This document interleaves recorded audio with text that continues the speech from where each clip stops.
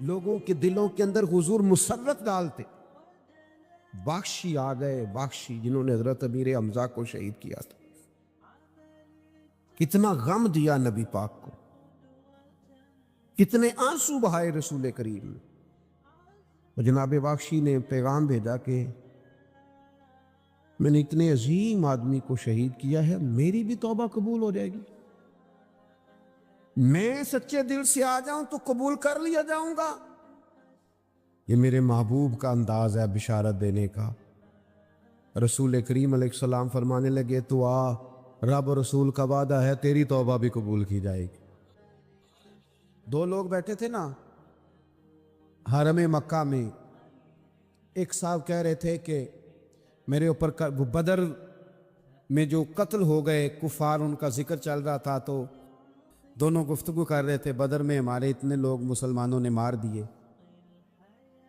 تو ایک ان میں کہنے لگے کہ اگر میرے اوپر قرض نہ ہوتا اور میرے چھوٹے چھوٹے بچے نہ ہوتے تو میں تو تلوار لے کے جاتا اور مدینہ شریف جا کے معاذ اللہ بدلہ لے آتا. دوسرا کہنے لگا میں دیتا ہوں نا تیرے بچوں کا خرچہ بھی، اور میں تیرا قرضہ بھی اتارتا ہوں، تو جا. اس نے کہا پکی بات ہے؟ کہا ہاں، قرضہ بھی میں اتار دوں گا، تیرے بچوں کا خرچ بھی اٹھاؤں گا، تو جا. اس نے خنجر تیار کیا، تلوار تیار کی، گھوڑے پہ بیٹھا، گلے میں وہ تلوار اس نے اپنے ڈالی اور مدینہ شریف آ گیا. اتفاق کی بات یہ کہ ملاقات حضرت عمر سے ہوئی. جناب عمر کہنے لگے مجھے تیری نیت ٹھیک نہیں لگتی. پکڑا کدھر آئے ہو؟ کہنے لگا میں تو بدر کے قیدیوں کے بارے میں بات کرنے ہیں. فرمایا تلوار لے کے چل تجھے حضور کے پاس لے کے جاتا ہوں. نبی کریم کی بارگاہ میں لے گئے تو حضور فرمانے لگے کیسے آئے ہو، کیسے آنا ہوا؟ کہنے لگے جی میں تو بدر کے جو قیدی آپ کے پاس ہیں ان کی بات کرنے آیا تھا. تو حضور فرمانے لگے چل پھر باقی کی میں سناؤں. خیال آیا مسلمان نیک و بد پہچان جاتے ہیں، محمد آدمی کے دل کی باتیں جان جاتے ہیں صلی اللہ تعالی علیہ وسلم. فرمایا میں سناؤں؟ حضور کیا؟ فرمایا تم اور فلاں بن فلاں وہاں بیٹھے ہوئے تھے نا حرم مکہ میں فلاں پہاڑ کے ساتھ ٹیک لگا کے، اور تم نے یہ کہا تھا نا کہ قرضہ نہ ہوتا، بچے چھوٹے نہ ہوتے تو بدر کے مقتولین کا میں بدلہ لیتا. یہ سارا کچھ طے کر کے پھر آئے ہو تلوار لے کے، اور یہاں کہتے ہو میں قیدیوں کے بارے میں بات کرنے آیا تھا. اس کے تو پسینے چھوٹ گئے، وہ تو بے حال ہو گیا. اس نے کہا اس کا تو سوائے اس کے اور میرے کسی کو نہیں پتا، اور اگر آپ کو پتا چل گیا ہے تو پھر آپ اللہ کے سچے رسول ہیں. تو حضور اگر آپ کو پتا چل گیا ہے کہ میں قتل کرنے کے ارادے سے آیا ہوں، میں معاذ اللہ بدلہ لینے آیا ہوں، اللہ کرے آپ کو سمجھ آئے میری بات کی. یعنی ایک تو یہ ہے کہ بندہ وہ پکڑا گیا ہے، اور ایک یہ کہ کسی کو پتا چل گیا ہے کہ یہ اس کام آیا ہے. پھر لوگ جب معافی دیتے ہیں تو بڑی کہانیاں سنا کے دیتے ہیں، ایسے نہیں دیتے. حضور اب آپ کو پتا چل گیا ہے تو کیا کریں گے؟ تو حضور فرمانے لگے تو بتانا تیرے ساتھ کیا کریں. اس نے کہا کہ میں نے سنا ہے آپ معاف بڑا کر دیتے ہیں. یعنی یہ گھر سے کو پیار کرنے نہیں آیا، پھولوں کا گلدستہ لے کے نہیں آیا، تلوار لے کے آیا. لیکن یہ میرے محبوب کا حوصلہ ہے، اور آیا بھی این مسلمانوں کے بیچ ہے، جو چاہیں اس کے ساتھ کر سکتے ہیں. اس نے کہا معاف کر دیں، تو حضور نے فرمایا جا میں نے معاف کیا.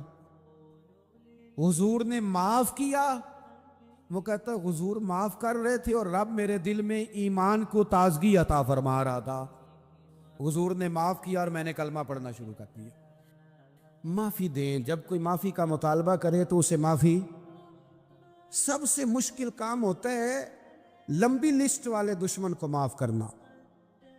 لسٹ جس کی لمبی ہو نا غلطیوں کی، ایک آدھ غلطی تو معافی ہو جاتی ہے. کچھ لوگوں کی لسٹ بھی بڑے کچھ عادی مجرم بھی ہوتے ہیں، لسٹ لمبی ہوتی ہے، ان کو معافی دینا بھی تھوڑا سا مشکل ہوتا ہے. لیکن کمال بھی یہ ہے کہ جس کی لسٹ لمبی ہو اسے یک جنبش قلم بندہ معاف کر دے. کو چھٹی ہو گئی، جا تجھے معاف کیا. اور یہ ہمیں کیوں کرنا چاہیے کہ میرا رب بھی ایسے کرتا ہے، میرا رب بھی ایسے وہ گنواتا تو نہیں نا.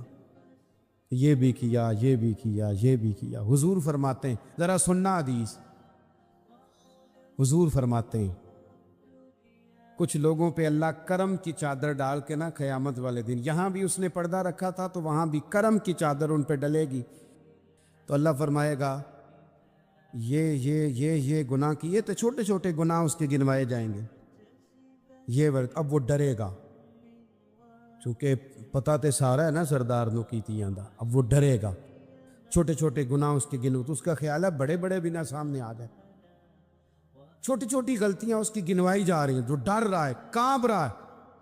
قربان جائیں نبی پاک کے لفظوں، کچھ گلاں اجیاں نے قرآن پاک اجیاں نے، یہ نا میری دادی کہا کرتی تھی، میری اماں کہا کرتی تھی، اے کچھ کام اجائے نے، کچھ گلاں اجیاں نے جو تے دل کردہ ہے صفحہ بند ہو جانا ہے تے معافی ہو جانی، یعنی ختم ہے یہ بات، اس سے آگے کسی نے سوال پوچھنا ہی نہیں۔ چھوٹے چھوٹے گناہوں کا اللہ تذکرہ فرمائے، یہ کیا یہ کیا یہ کیا، یا اللہ ہو گیا، اب بندہ ڈر رہا ہے کہ بڑے بڑے بھی سامنے آ جائیں گے، لیکن چھوٹے گناہوں پہ ہی فل سٹاپ لگا کے نا، تو رب فرمائے گا یہ جو تیرے گناہ ہیں نا اس کے بدلے تجھے نیکیاں دی جا رہی ہیں، تو نے سچی توبہ کی تھی تو ان گناہوں کو بدل کے نیکیاں بنایا جا رہی ہے۔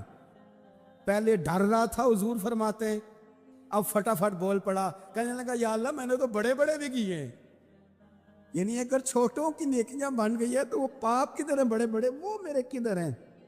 کریم یہ بات کر رہے ہیں اور صحابہ رو رہے ہیں، میں نے تو بڑے بڑے بھی کیے ہیں، بڑے بڑے کدھر ہیں۔ اللہ تعالیٰ بندوں کو معاف فرماتا ہے، رب اپنے بندوں کو وہ معاف کرتا ہے۔ اگر اللہ معاف نہ کرے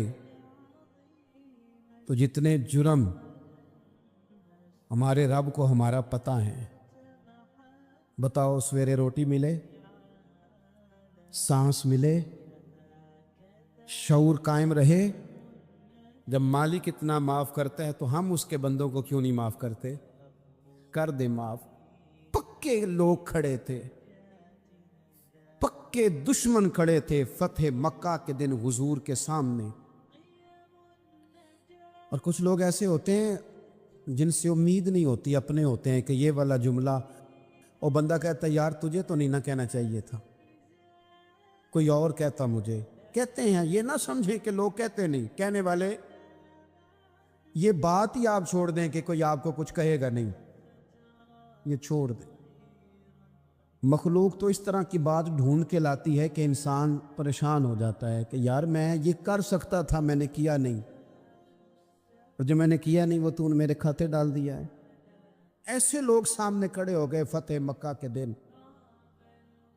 کہ جن کے چہروں سے ان کی زیادتیاں عیاں ہو رہی، ان کے ظلم چھلک رہے تھے چہروں سے، حضور کے سامنے کھڑے ہیں، کانٹے بچھانے والے بھی، روڑے مارنے والے بھی، گلے میں رسیاں ڈال، سارے کھڑے ہیں۔ حضور نے فرمایا بتاؤ تمہارے ساتھ کیا سلوک کروں؟ انہوں نے کہا آپ کریم ہیں، تو حضور نے پتہ کیا کہا؟ قرآن پاک میں ایک سورہ یوسف ہے، کچھ لوگوں کو لفظ قصہ بھی بڑا برا لگتا ہے، تو اللہ فرماتے ہیں نحن نقص علیک احسن القصص، محبوب ہم آپ کو ایک سونا قصہ سنانے لگے ہیں۔ اس کو اللہ نے قصہ کہا، سونا قصہ، سورہ یوسف کو۔ تو سورہ یوسف کیا ہے بھلا؟ ذرا انداز دیکھیے سورہ یوسف کا۔ پہلے حضرت یوسف لاڈلے ہیں باپ کے، لاڈلے، پھر اسی جناب یوسف کے منہ پہ تماچے ہیں، پھر وہی جناب یوسف کنویں میں ہیں، پھر کنویں سے بچ گئے، کنویں میں گرا بھی بندہ کبھی بچتا ہے، بچ گئے، اللہ کی شان ہو تو بچ جاتا ہے، بچ گئے، فرماتے ہیں میں نے سمجھا بچ گیا ہوں، جب بچ گیا تو بڑی تکلیف ہوئی، بھائیوں نے کہا ہمارا غلام ہے، ہم نے بیچنا ہے، سگے بھائیوں نے بیچا، جو باپ کی طرف سے سگے تھے بیچا۔ فرماتے ہیں میں بکا، اب بڑا پریشان تھا کہ یار کبھی آپ غور کریں نا کسی کا ریٹ لگ جائے۔ فرماتے ہیں اب بڑا پریشان تھا، اور جب میں مصر میں گیا تو میں کونے میں کھڑا ہوں اور لوگ مجھے خرید رہے ہیں۔ محبت میں یہ قصہ سنانا تو آسان ہے کہ بی بی اٹی لے کے آ گئی تھی، پر جو بیکرا ہے اس کا بھی تو حال دیکھو نا کیا ہے، اس کے ریٹ لگ رہا ہے۔ یہ بھی تو بڑی. اور جناب یوسف کہتے ہیں پھر عزیز مصر نے خرید لیا تو بادشاہ کے گھر گیا تو کچھ سکھ کا سانس آیا. یہ حضرت یوسف ہیں, یہ لاڈلے ہیں. فرماتے ہیں سکھ کا سانس لیا ہی تھا کہ جناب زلیخا نے الزام لگایا, اور وہ غلطی معاذ اللہ جس کا تصور بھی نہیں, اس کی پاداش میں سالوں جیل کاٹا. لیکن خدا کی حکمت ہے نا, اللہ کا کرم ہے نا, جس ملک کے وہ قیدی تھے رب نے اسی ملک کا حکمران بھی بنا دیا. یہ اللہ کی حکمت ہے نا, تقاضے ہیں نا. صبح کے تخت نشین شام کے مجرم ٹھہرے, ہم نے پل بھر میں نصیبوں کو بدلتے دیکھا. وہ جو چاہے جب چاہے کر دے. تو جب وہی بھائی مجبور ہو کر سوالی بن کر سامنے آئے ہیں, پتہ کیا ہوتا ہے, بندہ معاف کر دیتا ہے. بہت سارے لوگ معاف کرتے ہیں پر کہانیاں سنا کے, پتہ جے نا ادو کی آکھیا ساجے, پتہ جے نا ادو کی کیتا ساجے, پھر پتہ جے نا تسی اے بھی آندے سو. یہ ساری کہانیاں سنا کے. لیکن حضرت یوسف کے سامنے کھڑے ہو گئے. جناب یوسف نے بات چھیڑی کوئی نہیں, فرمایا تم سے بات ہی کوئی کرنی, جاؤ تمہیں سارا کچھ معاف کیا. اب جب یہ لوگ مکے والے حضور کے سامنے کھڑے, اس طرح معافی دینی چاہیے. یہ جب سامنے کھڑے ہوئے تو حضور نے فرمایا پتہ ہے تمہارے ساتھ کیا سلوک کرنے والا ہوں؟ کہا حضور نہیں. فرمایا وہی جو جناب یوسف نے بھائیوں کے ساتھ کیا تھا. پچھلا صفحہ پلٹنا ہی کوئی نہیں, جاؤ تمہیں معاف کیا, جاؤ تمہیں معاف کیا, جاؤ تمہیں معاف کیا. اور صرف معاف نہیں کیا, ساتھ عزت بھی دی. سب سے زیادہ مقابلے تو حضرت ابو سفیان نے کیے تھے نا, آخر تک وہ آئے تھے. آج وہ کلمہ پڑھ رہے ہیں, سردار ہیں, کلمہ پڑھ رہے ہیں, تو نبی پاک نے صرف معافی نہیں دی, عزت بھی دی. فرمایا جناب ابو سفیان چونکہ اب مسلمان ہو گئے ہیں,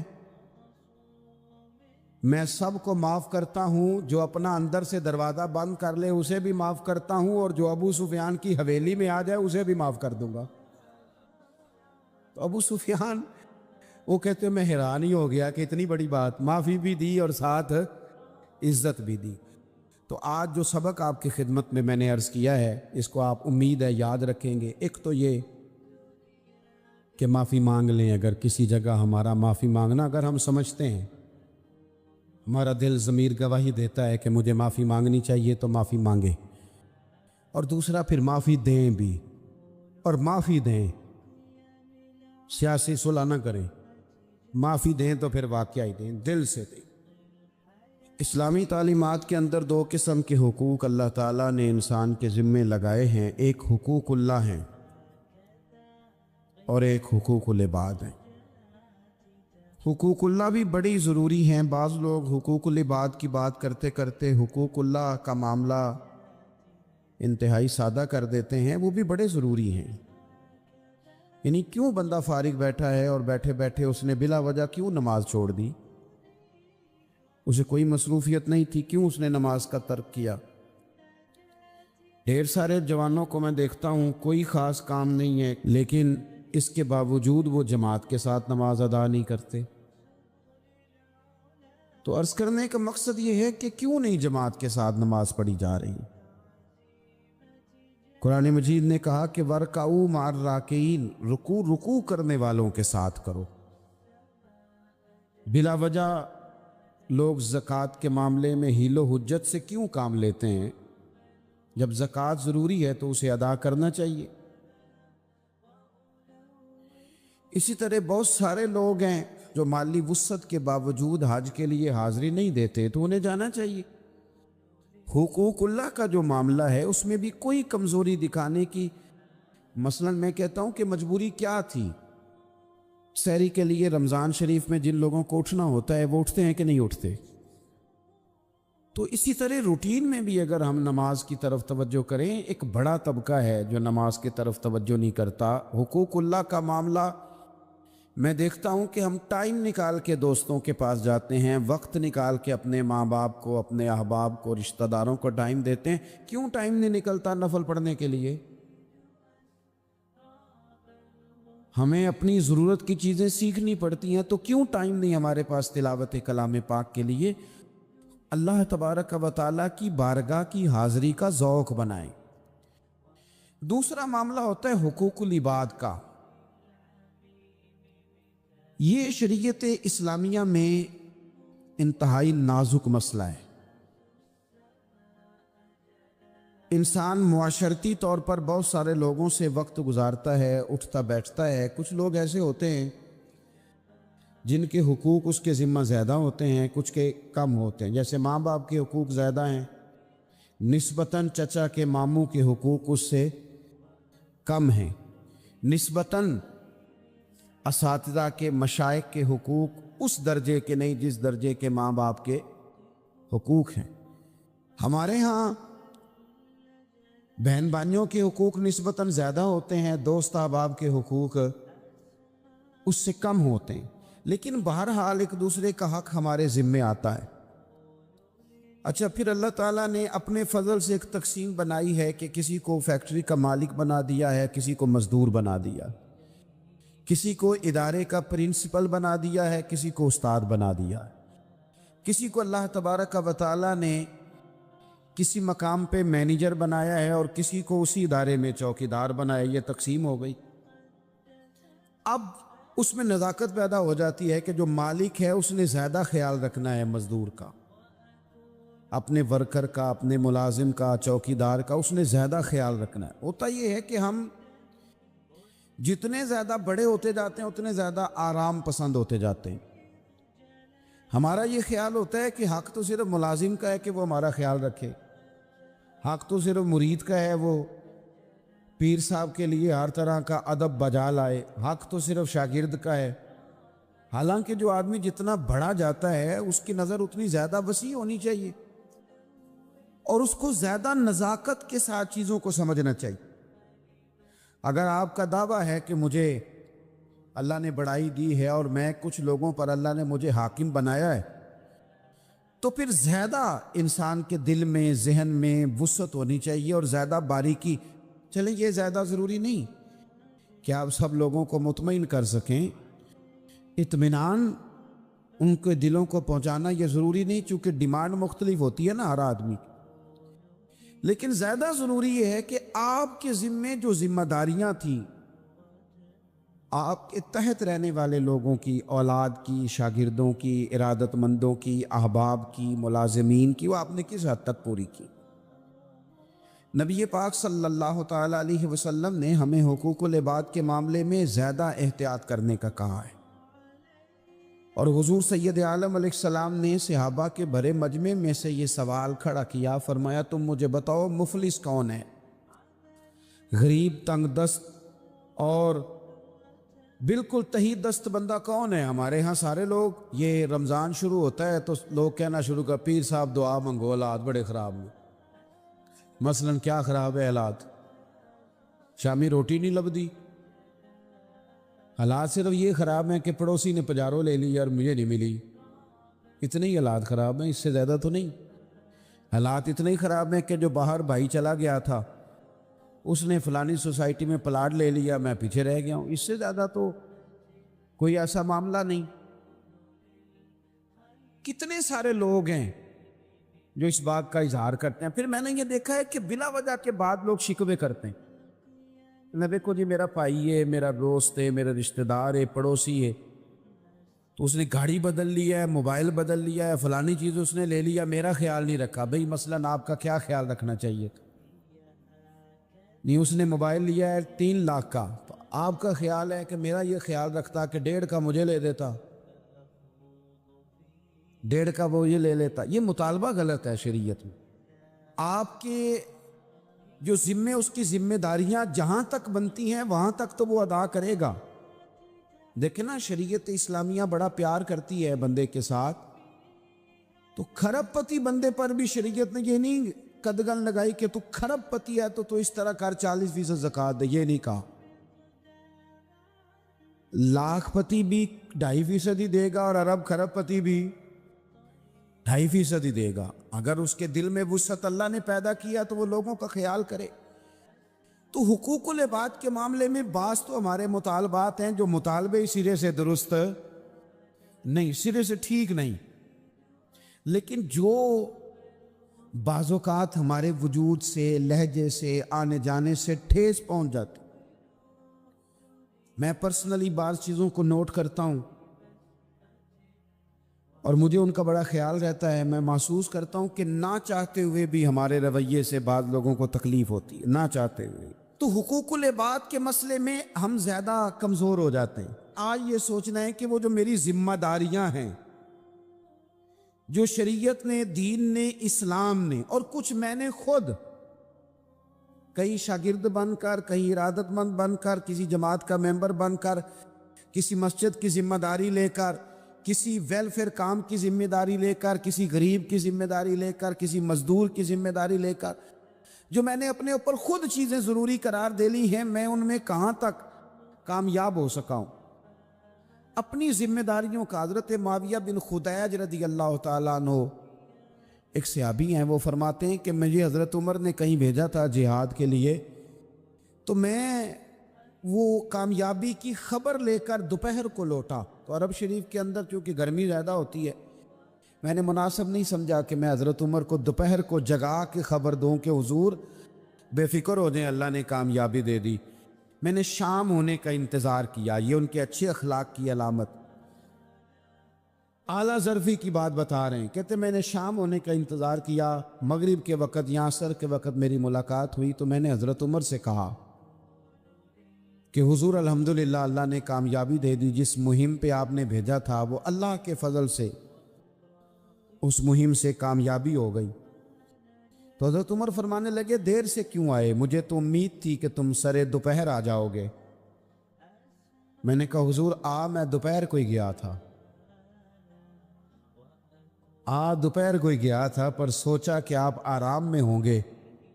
کیا جواب ہے، اور کیا اس جواب کے اندر بہت سارے لوگوں کی ترجمانی ہے.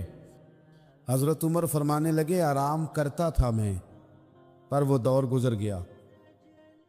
اب تم دوپہر کی بات کرتے ہو، اب تو رات کو بھی کم ملتا ہے.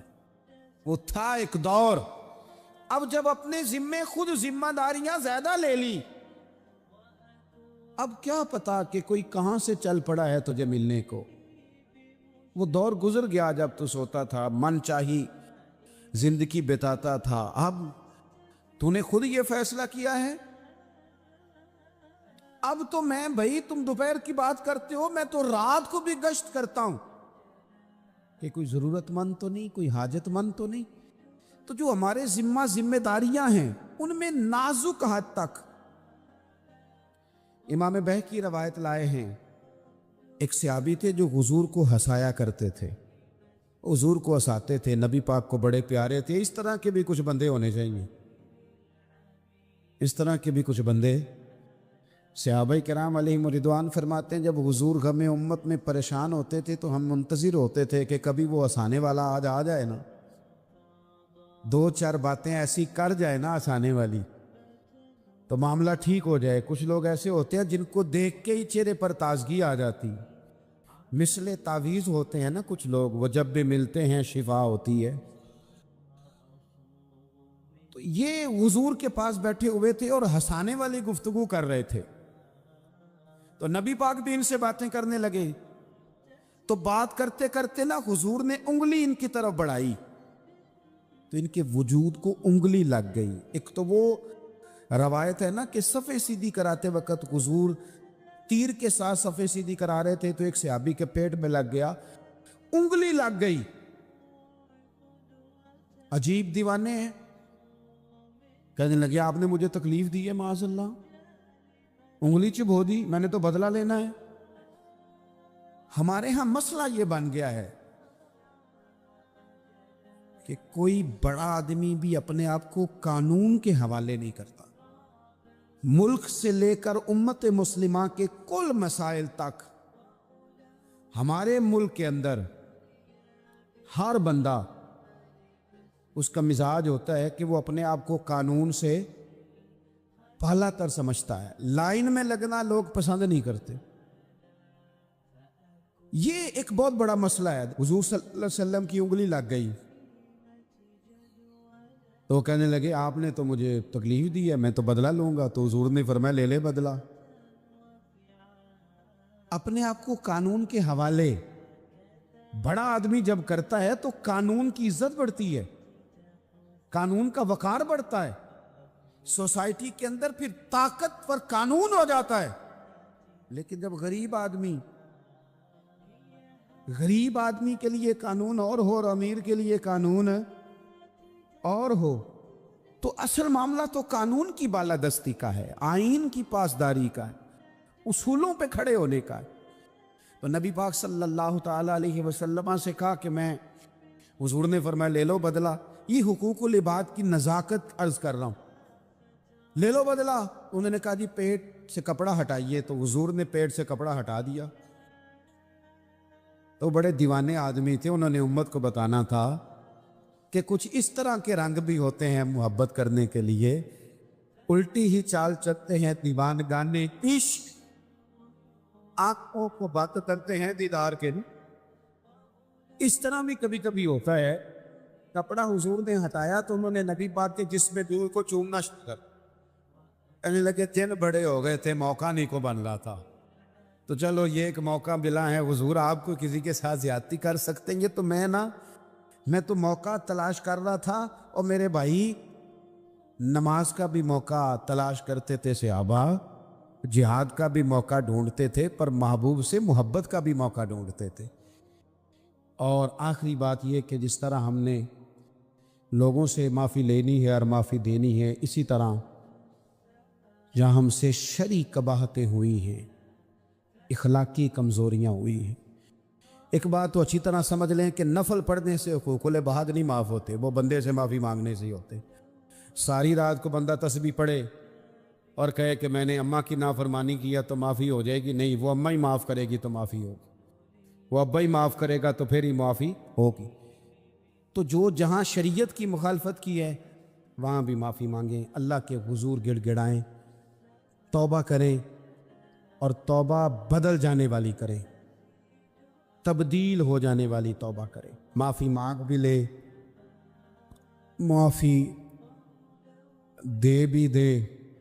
اور آپ سے یہ بھی گزارش کروں گا کہ جہاں اللہ رسول کی ہم سے نافرمانی ہوئی ہے وہاں تنہائی میں 2 نفل پڑھ کے، تنہائی میں اللہ تعالیٰ سے بھی معافی کے خواستگار ہوں۔